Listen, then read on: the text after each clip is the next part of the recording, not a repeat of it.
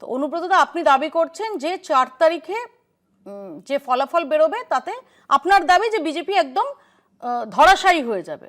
তো 4 তারিখ আপনি একটু আগে বললেন, একবার তুমি দেখে নিও,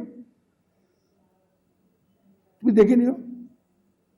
কেন আমার জীবন আমি 97, 98, 96, 91% ভোট আমি দেখি নাই। তো 4 তারিখের পর কি হবে?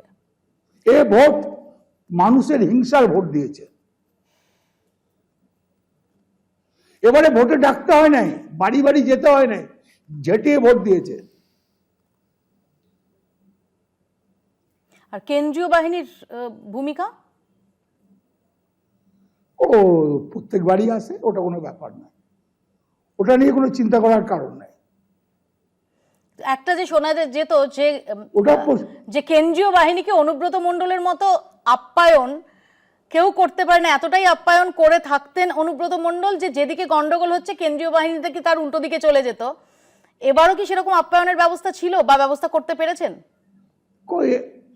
দেখুন, কেন্দ্রীয় বাহিনী তারা তো আমাদের ইন্ডিয়ারই মানুষ, তারা তো জানে যে ভোট একটা উৎসব, আনন্দ, এটা একটা আনন্দ উৎসব, মেলা। তো ওরাও কিছুটা এনজয় করেছে তার সঙ্গে।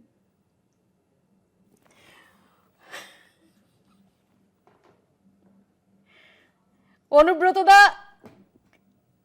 অনেক ধন্যবাদ আমাদের সময় দেওয়ার জন্য, এবং এই যে শেষ উত্তরটা দেওয়ার পর আপনার গোফের আড়ালের যে বাঁকা হাসিটা, সেটা কিন্তু আমাদের অন্তত নজর এড়ায়নি।